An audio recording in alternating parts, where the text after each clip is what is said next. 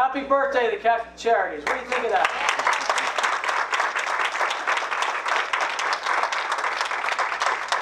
This is a very, very special day for us in the Catholic Charities family as we get together to celebrate 100 years of caring beyond belief.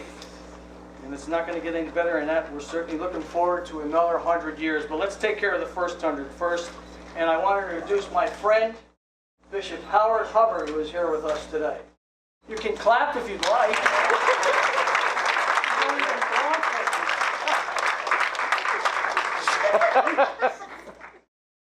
We'd like to start off with our centennial prayer, and it is in the blue handouts that you got as you came in. And we will say that together. Gracious and loving God, we thank you for guiding Catholic Charities these 100 years of caring beyond belief. We ask you to bless our sisters and brothers in need and transform us in the privilege of serving them. We praise you for all the people who have served this ministry with their hands, their hearts, and their lives. We implore you to continue to send partners for the work ahead and your sufficiency for all our needs. We marvel at your miracles in these years and entrust to you all that is to come. Amen. As many of you know, 100 years ago today is 1917, and that's when we were founded by a special act of the New York State Legislature. And our original model of service delivery, of course, dealt with the orphans and assisting families in adoptions. And then, of course, we expanded our service delivery model to carry all the 14 counties of the Albany Diocese. Throughout these years, individuals and groups have contributed to the mission of Catholic Charities and helped to develop and strengthen our services. We're grateful to the many ways that you have assisted in these years, and we look forward to your continued help in challenging the years ahead. Now, we have a quick video to share with you, and it's as a result of our partnership with the College of St. Rose. These kids did a great job on it.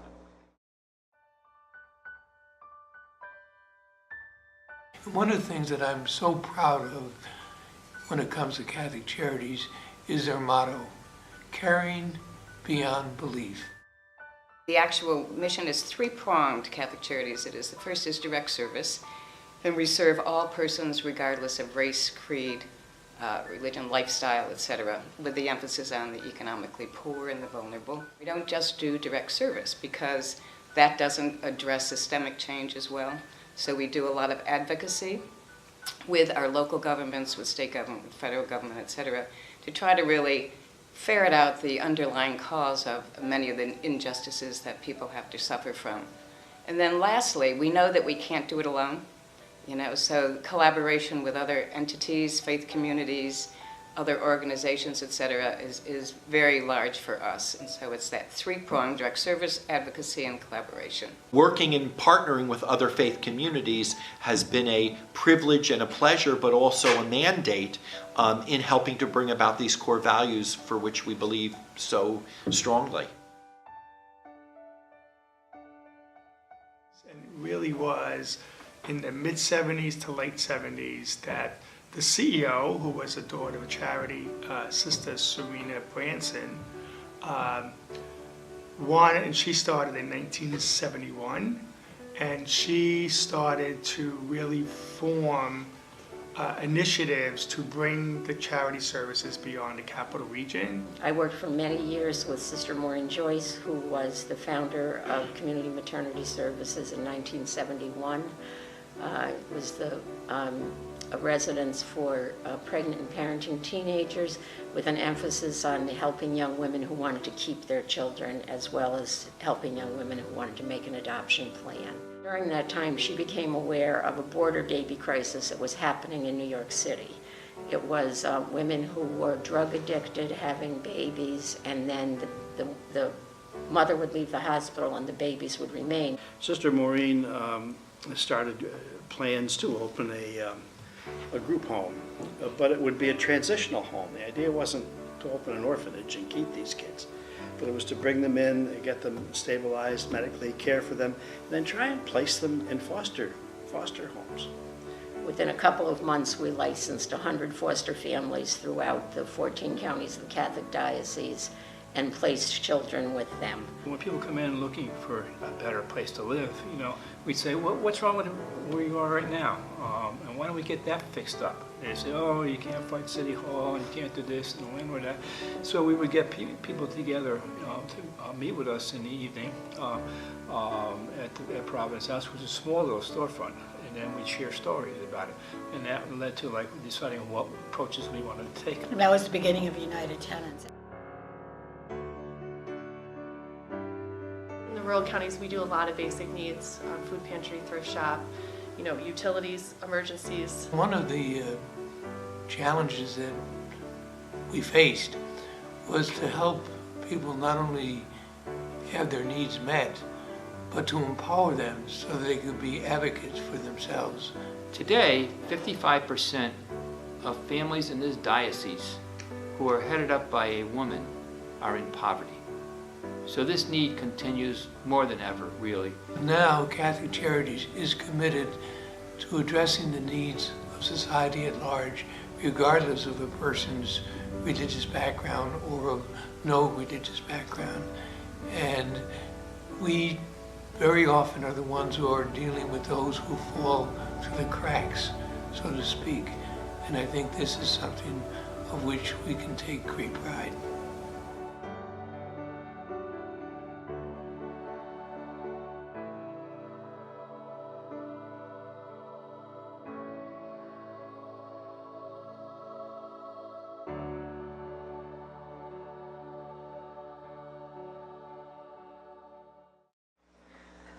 To celebrate our centennial year, we have several activities that we have planned.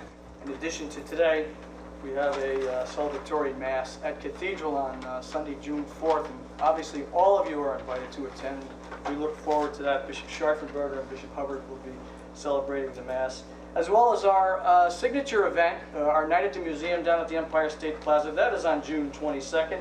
It is going to be a gorgeous night with blue sky and white puffy clouds. It's really going to be nice, so make sure you're all there. And then, of course, we are in the process of awarding our 100 medallions to celebrate the centennial anniversary to those people so deserving to have stepped up to serve our most poor and vulnerable here in the diocese. And I can't be more pleased to be involved in this. It's just amazing. And the dedication that you have, and it really is a tribute to all of you. And I have to tell you, the one thing that overwhelmed me was the fact that when the letters went out congratulating you, the general theme that I was getting from all of you that contacted me was how honored you felt. Why me? I didn't really, do anything special. And to me, that just speaks volumes of who you are and the reason why we're able to provide the great care that we've been able to do to our poor and vulnerable. It's because of your dedication to those people. So it is because of you that we are where we are today. We're able to go 100 years and beyond. So really, give yourselves a hand. It's well deserved.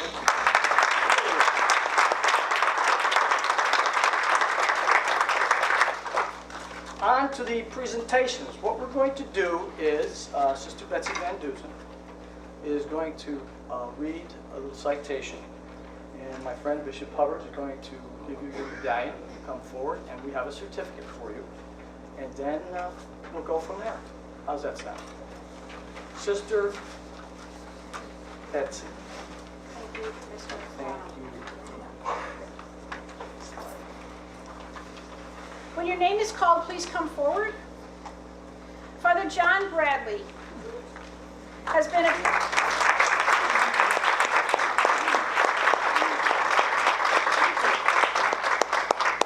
partner and supporter for 50 years. Bringing the Sister Maureen Joyce Center to fruition has been one way he has lived the Catholic Charities mission in these last many years.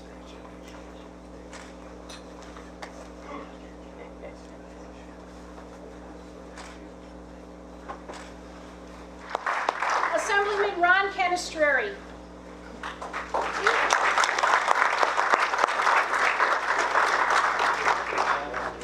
Has always been supportive of the work of Catholic Charities and secured many member items in the New York State Assembly that enabled the building of directors and staff cabins at Camp Scully. The Clark family has supported Catholic Charities for more than 3 generations as advocates, supporters, volunteers, and board members. Rhea Clark and Betsy O'Hare carry on the family tradition in all they bring to Catholic Charities.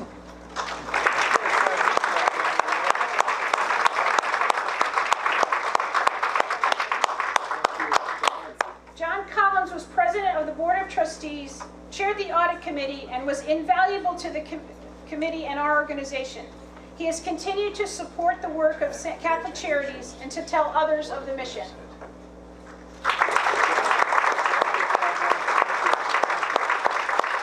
Congregation Beth Emeth has been a long-standing and faithful partner in feeding the hungry, first at St. Patrick's Soup Kitchen and now at the Sister Maureen Joy Center Kitchen. Rabbi Scott Speen and President Lee Rawson will receive the award.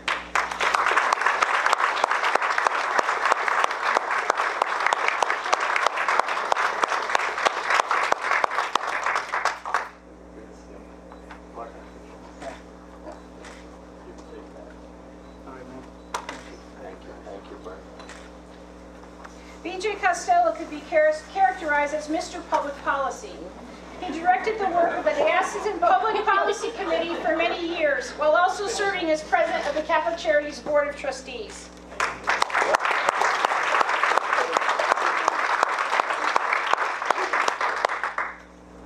Bob Curley has served as president of the Board of Trustees and is a consummate Catholic Charities ambassador.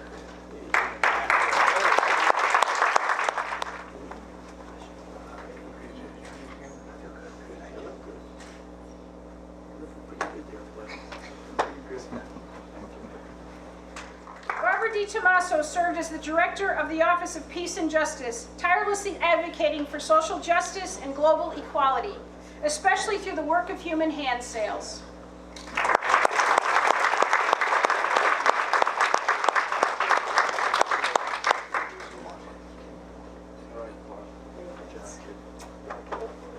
Rich Farrell, as the Chief Financial Officer for the Diocese of Albany, helped guide Catholic Charities fiscally and in housing. There was never a deal he couldn't broker.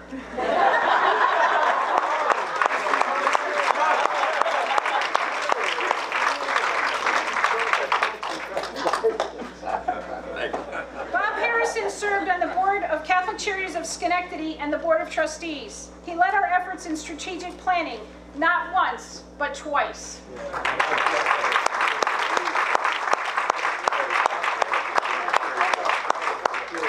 The Hayes family has been engaged with many aspects of our work, including the revitalization of Camp Scully in the mid-2000s, board service, and improving our internal operations through Kronos. Michael Hayes will receive the award.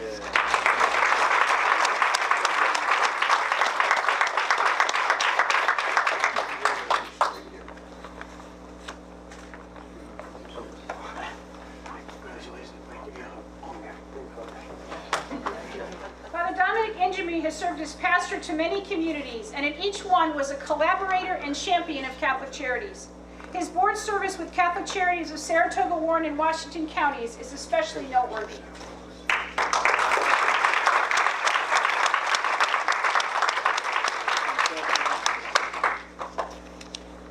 The Association of the Ladies of Charity, represented by Kim Seitz, is celebrating their 400th anniversary this year and has shared the Catholic Charities mission here in Albany for over 40 years.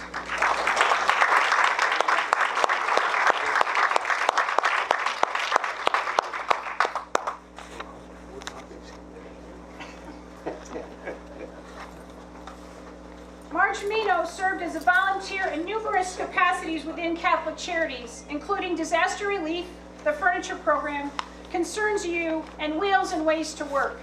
Her care, compassion, and heart have blessed many in her years of service.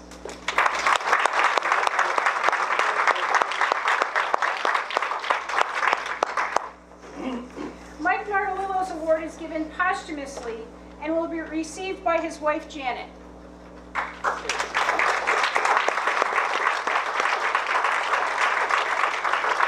Mike served as a long-term long-term director of Trinity Institution in Albany's South End, became the founding director of Catholic Charities, Saratoga County in 1975, and he later became executive director of Albany Catholic Charities.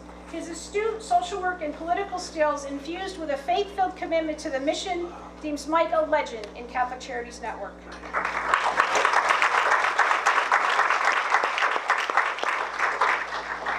Mary Beth O'Brien extends her heart to the work of Catholic Charities, serving on the Board of Trustees and in the community as a Lady of Charity to help make connections and advocate for the poor and vulnerable. Mary Beth also served for many years on the Catholic Charities AIDS Services Board, now Care Coordination.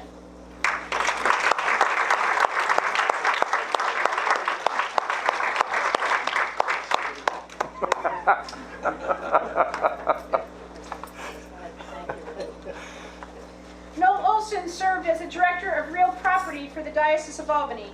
His work enabled relocation, new beginnings, and expansion of programs and agencies across the Catholic Charities system.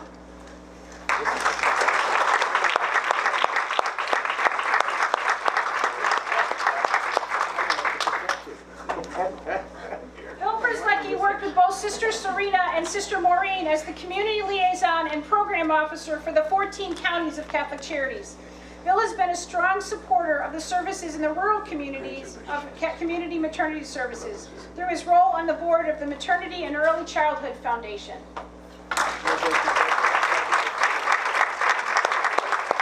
Mark Quant has been the executive director of the Regional Food Bank since 1984, and in that capacity, along with his staff, has enabled tens of thousands of people served by Catholic Charities to eat.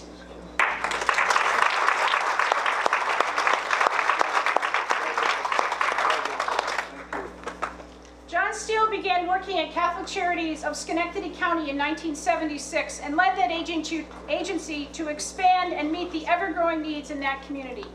John mentored other executive directors, formed countless partnerships, and lives the mission of Catholic Charities.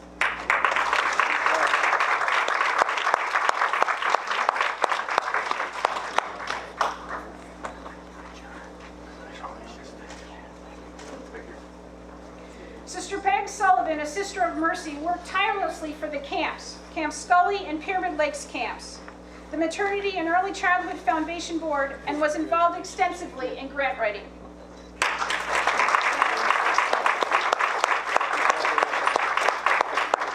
Judge Leonard Weiss has served on the Catholic Charities Board of Trustees since 2009. He is a stalwart questioner of justice and fairness, possesses a sharp legal mind and a warm heart, which often brings financial discussions back to mission.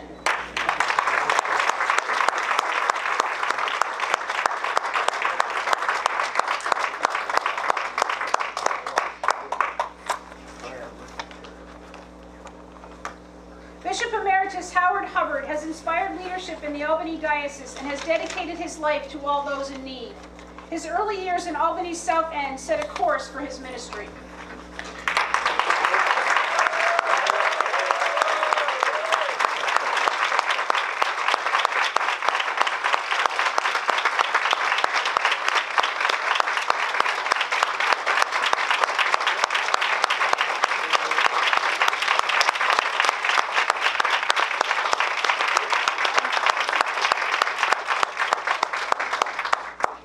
God bless each and every one of you, and a big thank you once again. Thank you.